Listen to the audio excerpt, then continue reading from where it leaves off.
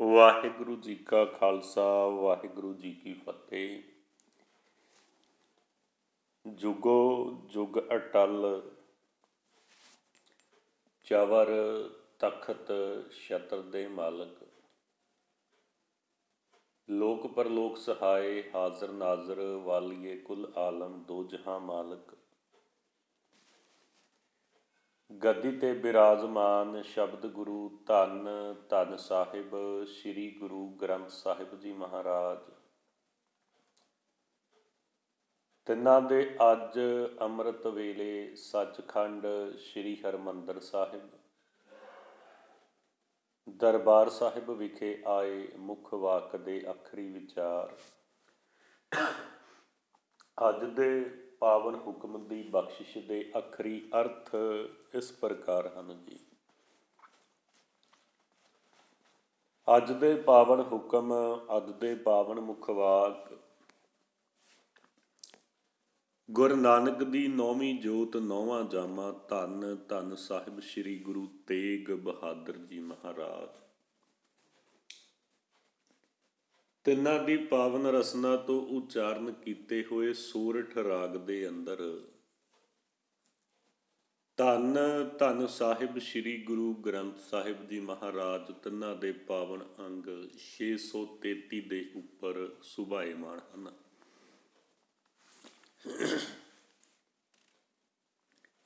ਗੁਰੂ ਪਿਆਰੀ ਸਾਧ ਸੰਗਤ ਜੀਓ, ਵਿਚਾਰ ਸ਼ੁਰੂ ਕਰਨ ਤੋਂ ਪਹਿਲਾਂ ਸਮੂਹ ਸੰਗਤਾਂ ਆਪਣੀਆਂ ਹਾਜ਼ਰੀਆਂ ਗੁਰਦੇਵ ਪਾਤਸ਼ਾਹ ਜੀ ਦੇ ਚਰਨਾਂ ਦੇ ਵਿੱਚ ਲਗਾਓ, ਹੱਥ ਜੋੜੋ, ਮਸਤਕ ਝੁਕਾਓ, ਗੱਜ ਕੇ ਫਤਿਹ ਬੁਲਾਓ ਜੀ ਕਹੋ ਵਾਹਿਗੁਰੂ ਜੀ ਕਾ ਖਾਲਸਾ ਵਾਹਿਗੁਰੂ ਜੀ ਕੀ ਫਤਿਹ।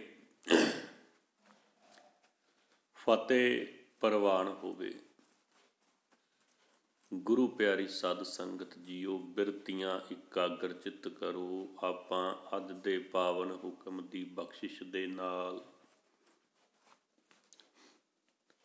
ਅੱਜ ਦੇ ਪਾਵਨ ਮੁੱਖ ਵਾਕ ਦੇ ਸ਼ਬਦੀ ਅਰਥਾਂ ਦੇ ਨਾਲ ਜੁੜਨ ਦਾ ਯਤਨ ਕਰੀਏ। ਸਤਨਾਮ ਸ਼੍ਰੀ ਵਾਹਿਗੁਰੂ ਸਾਹਿਬ ਜੀ।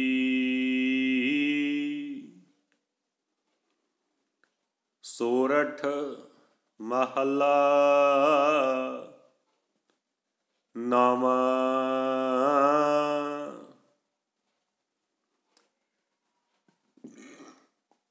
ਸੋਰਠ ਮਹੱਲਾ ਨੌਵਾਂ। ਸੋਰਠ ਰਾਗ ਦੇ ਅੰਦਰ 9ਵੇਂ ਗੁਰੂ ਨਾਨਕ ਧੰਨ ਧੰਨ ਸਾਹਿਬ ਸ੍ਰੀ ਗੁਰੂ ਤੇਗ ਬਹਾਦਰ ਜੀ ਮਹਾਰਾਜ ਸਾਡੇ ਕਲਯੁਗੀ ਜੀਵਾਂ ਦੇ ਉਧਾਰ ਦੇ ਵਾਸਤੇ ਉਪਦੇਸ਼ ਬਖਸ਼ਿਸ਼ ਕਰ ਰਹੇ ਨੇ। ਸੋਰਠ ਮਹੱਲਾ ਨੌਵਾਂ ਭਾਵ ਸੋਰਠ ਰਾਗ ਦੇ ਅੰਦਰ ਪਹਿਲੀ ਪੰਕਤੀ ਦੇ ਅੰਦਰ ਪਾਤਸ਼ਾਹ ਬਖਸ਼ਿਸ਼ ਕਰ ਰਹੇ ਨੇ, ਇਹ ਜਗ ਮੀਤ ਨਾ ਦੇਖਿਓ ਕੋਈ। ਇਹ ਜਗ ਮੀਤ ਨਾ ਦੇਖਿਓ ਕੋਈ। ਜਗ ਕਹਿੰਦੇ ਨੇ ਜਗਤ ਨੂੰ, ਸੰਸਾਰ ਨੂੰ। ਮੀਤ ਮਿੱਤਰ ਨਾ ਨਹੀਂ ਦੇਖਿਓ, ਵੇਖਿਆ ਕੋਈ, ਕੋਈ ਵੀ। ਇਹ ਜਗ ਮੀਤ ਨਾ ਦੇਖਿਓ ਕੋਈ। ਹੈ ਭਾਈ, ਇਸ ਜਗਤ ਦੇ ਵਿੱਚ, ਇਸ ਸੰਸਾਰ ਦੇ ਵਿੱਚ ਕੋਈ ਵੀ ਤੋੜ ਸਾਥ ਨਿਭਾਉਣ ਵਾਲਾ ਮਿੱਤਰ ਮੈਂ ਨਹੀਂ ਵੇਖਿਆ। ਸਮਝਣ ਦਾ ਯਤਨ ਕਰਿਓ ਸਾਧ ਸੰਗਤ ਜੀ। ਪਾਤਸ਼ਾਹ ਕਹਿ ਰਹੇ ਨੇ ਕਿ ਇਸ ਸੰਸਾਰ ਦੇ ਵਿੱਚ, ਇਸ ਮਾਤ ਲੋਕ ਦੇ ਵਿੱਚ ਕੋਈ ਵੀ ਸਾਥ, ਤੋੜ ਸਾਥ ਨਿਭਾਉਣ ਵਾਲਾ, ਭਾਵ ਤੋੜ ਸਾਥ ਕੀ ਹੁੰਦਾ ਹੈ ਸਾਧ ਸੰਗਤ ਜੀ? ਭਾਵ ਜਦੋਂ ਮਨੁੱਖ ਜਨਮ ਲੈਂਦਾ ਹੈ, ਆਪਾਂ ਸੰਸਾਰ ਦੇ ਵਿੱਚ ਇਕੱਲੇ ਆਉਂਦੇ ਹਾਂ ਅਤੇ ਇਕੱਲੇ ਹੀ ਕੂਚ ਕਰਦੇ ਹਾਂ। ਤੋੜ ਸਾਥ ਨਿਭਾਉਣ ਤੋਂ ਭਾਵ ਹੁੰਦਾ ਹੈ ਵੀ ਜਦੋਂ ਸੰਸਾਰ 'ਤੇ ਮਨੁੱਖ ਜਨਮ ਲੈਂਦਾ ਹੈ ਤੇ ਜਦੋਂ ਇਸ ਫਾਨੀ ਸੰਸਾਰ ਨੂੰ ਕੂਚ ਕਰਦਾ ਹੈ, ਪਰਮਾਤਮਾ ਦੀ ਅਕਾਲ ਪੁਰਖ ਵਾਹਿਗੁਰੂ ਦੀ ਦਿੱਤੀ ਹੋਈ ਸਵਾਸਾ ਰੂਪੀ ਪੂੰਜੀ ਜਦੋਂ ਇਸ ਸੰਸਾਰ ਤੋਂ ਲੈ ਕੇ ਖਤਮ ਕਰਕੇ ਵਾਪਸ ਅਕਾਲ ਪੁਰਖ ਵਾਹਿਗੁਰੂ ਦੇ ਬੁਲਾਵੇ ਦੇ ਨਾਲ ਮਨੁੱਖ ਫਰਮਾਨ ਦੇ ਨਾਲ ਆਉਂਦਾ ਹੈ ਮਾਤ ਲੋਕ ਦੇ ਵਿੱਚ, ਤੇ ਬੁਲਾਵੇ ਦੇ ਨਾਲ ਚੱਲੇ ਜਾਂਦਾ ਹੈ। ਘੱਲੇ ਆਵੇ ਨਾਨਕਾ ਸੱਦੇ ਉੱਠੀ ਜਾਹੇ, ਜਿਹਾ ਚੀਰੀ ਲਿਖਿਆ ਤੇਹਾ ਹੁਕਮ ਕਮਾਹੇ। ਘੱਲੇ ਆਵੇ ਨਾਨਕਾ ਸੱਦੇ ਉੱਠੀ ਜਾਹੇ। ਕਰਮੀ ਆਪੋ ਆਪਣੀ, ਆਪੋ ਆਪਣੇ ਕਰਮ ਕਰਕੇ ਮਾਤ ਲੋਕ ਦੇ ਵਿੱਚ ਸੰਸਾਰ ਪਰਮਾਤਮਾ ਦੇ ਹੁਕਮ ਦੇ ਨਾਲ ਭੇਜਿਆ ਹੋਇਆ ਜੀਵ ਉਸ ਦੇ ਸੱਦੇ ਦੇ ਨਾਲ ਬੁਲਾਵੇ ਦੇ ਨਾਲ ਕੂਚ ਕਰ ਜਾਂਦਾ ਹੈ। ਤਾਂ ਪਾਤਸ਼ਾਹ ਕਹਿ ਰਹੇ ਨੇ ਕਿ ਇਸ ਜਗਤ ਦੇ ਵਿੱਚ ਕੋਈ ਵੀ ਸਾਥ ਤੋੜ ਸਾਥ ਨਿਭਾਉਣ ਵਾਲਾ ਮਿੱਤਰ ਮੈਂ ਨਹੀਂ ਵੇਖਿਆ।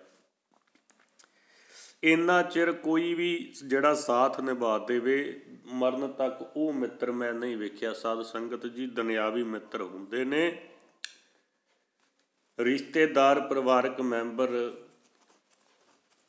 ਬਹੁਤ ਸਾਰੇ ਆਪਣੇ ਹੁੰਦੇ ਨੇ, ਪਰ ਇਹ ਸਾਰੇ ਉਤਨਾ ਦੇਰ ਨੇ ਜਿਤਨਾ ਦੇਰ ਇਸ ਪੰਜ ਭੂਤਕ ਸਰੀਰ ਦੇ ਵਿੱਚ ਸਵਾਸ ਨੇ। ਜਿਤਨਾ ਚਿਰ ਆਪਾਂ ਉਹਨਾਂ ਦੇ ਨਾਲ ਗੱਲਬਾਤ ਕਰਦੇ ਹਾਂ, ਬੋਲਦੇ ਹਾਂ, ਖੜਦੇ ਹਾਂ, ਜਦੋਂ ਸਵਾਸਾਂ ਰੂਪੀ ਪੂੰਜੀ ਨਿਕਲ ਗਈ ਨਾ, ਫਿਰ ਕੋਈ ਮਿੱਤਰ ਨਹੀਂ, ਕੋਈ ਪਰਿਵਾਰਕ ਮੈਂਬਰ ਨਹੀਂ, ਕੋਈ ਰਿਸ਼ਤੇਦਾਰ ਤਾਂ ਜਿਹੜਾ ਸਾਥ ਨਿਭਾਉਣ ਨੂੰ ਤਿਆਰ ਨਹੀਂ ਹੁੰਦਾ।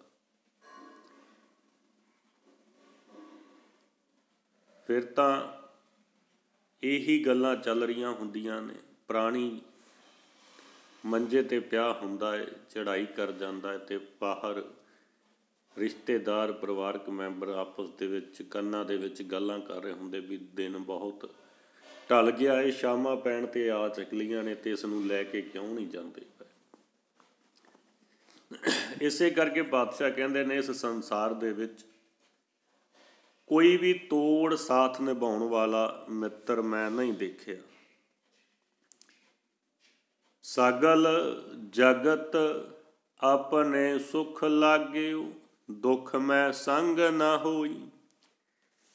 ਸਗਲ ਜਗਤ ਆਪਣੇ ਸੁਖ ਲਾਗਿਓ, ਦੁੱਖ ਮੈਂ ਸੰਗ ਨਾ ਹੋਈ। ਸਗਲ ਜਗਤ, ਸਗਲ ਕਹਿੰਦੇ ਨੇ ਸਾਰੇ ਨੂੰ, ਜਗਤ ਸੰਸਾਰ ਆਪਣੇ ਸੁੱਖ ਲਾਗਿਓ, ਆਪਣੇ ਸੁੱਖ ਦੇ ਵਿੱਚ ਲੱਗਾ ਹੋਇਆ ਹੈ। ਦੁੱਖ ਮੈਂ ਸੰਗ ਨਾ ਹੋਈ ਰਹਾਓ। ਸੁੱਖ ਦੇ ਵਿੱਚ ਸੰਗ ਨਾਲ ਸਾਰਾ ਸੰਸਾਰ ਆਪਣੇ ਸੁੱਖ ਵਿੱਚ ਜੁਟਾ ਪਿਆ ਹੈ। ਦੁੱਖ ਵਿੱਚ ਕੋਈ ਕਿਸੇ ਦਾ ਸਾਥ ਨਹੀਂ ਦਿੰਦਾ, ਕੋਈ ਕਿਸੇ ਦਾ ਸਾਥੀ ਨਹੀਂ ਬਣਦਾ। ਇੱਥੇ ਪਾਤਸ਼ਾਹ ਰਹਾਓ ਭਾਵ ਵਿਸ਼ਰਾਮ ਦੇ ਕੇ, ਠਹਿਰਾਓ ਦੇ ਕੇ ਬਖਸ਼ਿਸ਼ ਕਰਦੇ ਨੇ। ਜਗਤ ਤੋਂ ਭਾਵ ਸ੍ਰਿਸ਼ਟੀ ਸੰਸਾਰ, ਜਗਤ ਭਿਖਾਰੀ ਫਿਰਤ ਹੈ, ਸਭ ਕੋ ਦਾਤਾ ਰਾਮ। ਸਗਲ ਜਗਤ ਆਪਣੇ ਹੀ ਆਪਣੇ ਸੁਖ ਲਾਗਿਓ, ਸੁਖ ਆਨੰਦ ਖੁਸ਼ੀ ਪ੍ਰਸੰਨਤਾ, ਸਾਰਾ ਸੰਸਾਰ ਆਪਣੇ ਹੀ ਸੁੱਖ ਵਿੱਚ ਜੁਟਾ ਪਿਆ ਹੈ।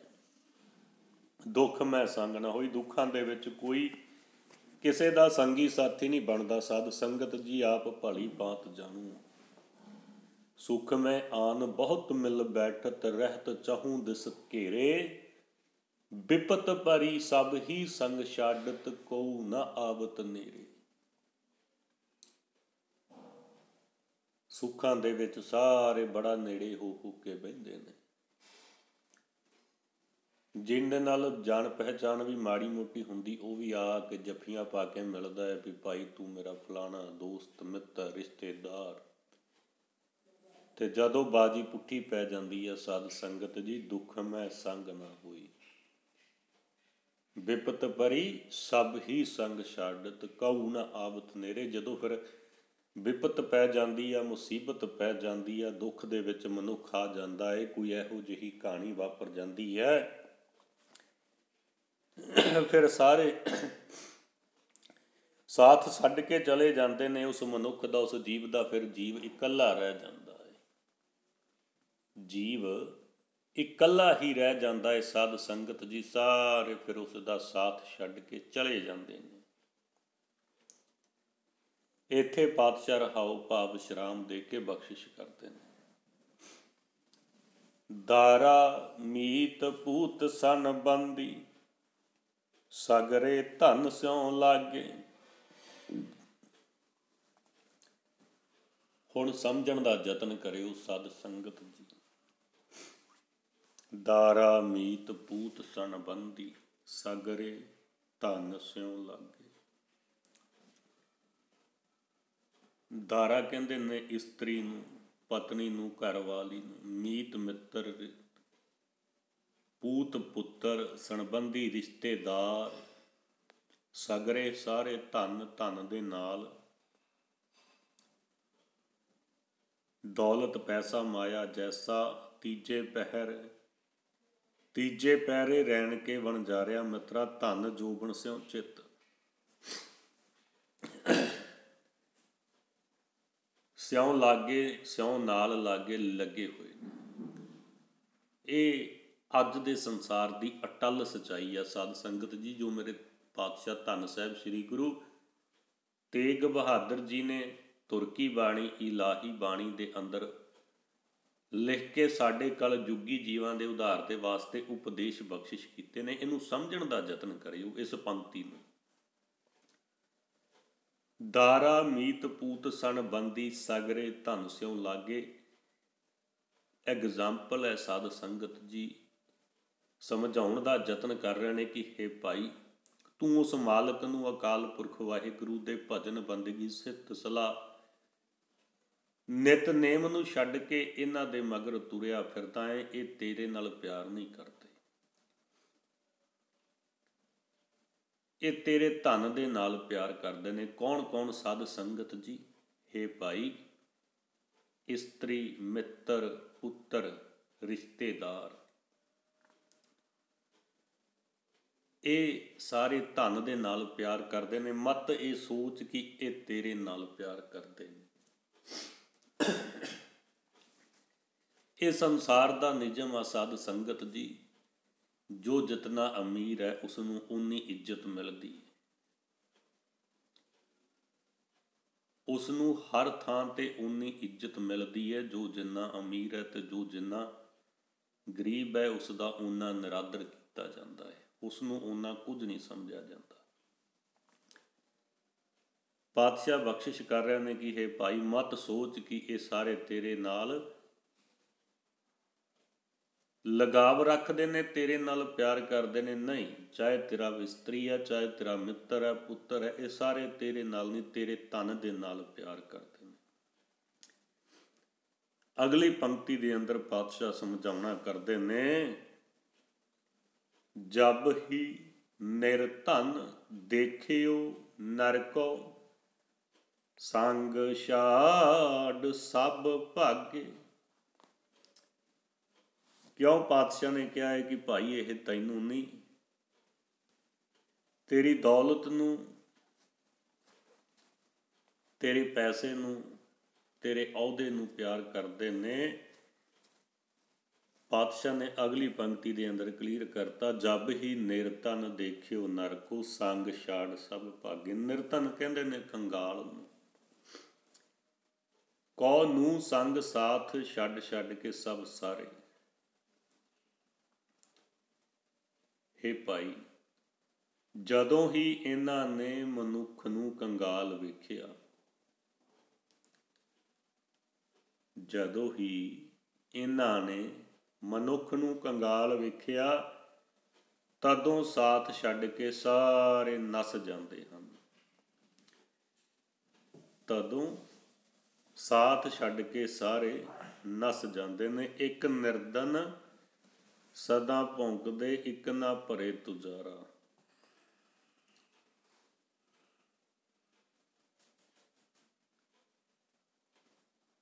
ਹੁਣ ਸਮਝ ਲੱਗ ਗਈ ਸਾਧ ਸੰਗਤ ਜੀ, ਇਸਤਰੀ, ਮਿੱਤਰ, ਪੁੱਤਰ, ਰਿਸ਼ਤੇਦਾਰ ਇਹ ਧਨ ਨੂੰ ਕਿਉਂ ਪਿਆਰ ਕਰਦੇ ਨੇ? ਕਿਉਂਕਿ ਜਦੋਂ ਹੀ ਮਨੁੱਖ ਦੇ ਕੋਲੇ, ਜੀਵ ਦੇ ਕੋਲੇ ਧਨ ਖਤਮ ਹੋ ਜਾਂਦਾ ਹੈ, ਉਹ ਕੰਗਾਲ ਹੋ ਜਾਂਦਾ ਹੈ, ਭਾਵ ਅਹੁਦਾ ਖੁੱਸ ਜਾਂਦਾ ਹੈ, ਜਾਂ ਕੋਈ ਇਹੋ ਜਿਹੀ ਪ੍ਰੋਬਲਮ ਆ ਜਾਂਦੀ ਹੈ ਕਿ ਉਸ ਦਾ ਸਾਰਾ ਧਨ ਆ ਜਿਹੜਾ ਖਤਮ ਹੋ ਜਾਂਦਾ ਹੈ।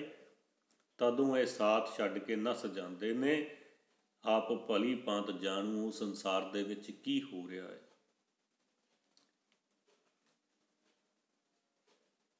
ਕਾਹੋਂ ਕਹਾਂ या मन बौरे, को इन स्यों नेहो लगायो।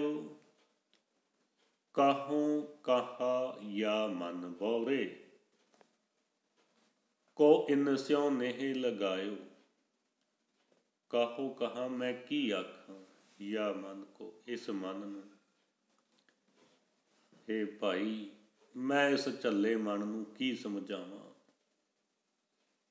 इस ने इन्हां कच्चे साथियां दे नाल प्यार पाया होया है। इन्हां कच्चे साथियां दे नाल प्यार पाया होया है, ने लाया होया है। तो फिर साध संगत जी जे पुछीए धन साहब श्री गुरु ग्रंथ साहब जी महाराज नूं कि पातशाह सारे तक कच्चे साथी ने, फिर तुसी समझाउण दा यतन करो, तुसी उपदेश बख्शिश करो। तो फिर पातशाह कहते ने तिस स्यों नेहो न कीजई, जो दिसे चलन हार। तिस स्यों नेहो न कीजई, जो दिसे चलन हार। है भाई जिहड़ी चीज़ तैनूं चलन हार दिसदी है उस दे नाल प्रेम ना कर। जिस चीज़ बारे तैनूं लगदा है भी ये सदा थिर नहीं रह सकती, उस दे नाल प्यार ना कर, उस दे नाल प्रेम ना कर, उस दे नाल लगाव ना कर, उस दे नाल नेह ना कर। जो सदा थिर इस संसार दे विच मौजूद है, अकाल पुरख वाहिगुरू दा नाम, उस परमात्मा दी भजन बंदगी सिफत सलाह, उस दे नाल नेह ला, उस दे नाल प्यार कर। मन नूं समझाउणा करदे ने, जिन कै राम वसे मन माहे। मन मेरे गुर की मन लह जाए, सुन मन वस, सुन मन वसाए, तू आपे आए मिले मेरे भाई। तुमरी टेक पूरे मेरे सतगुर, मन सरन तुम्हारे परी। मन मह मनवा चित मैं चीता।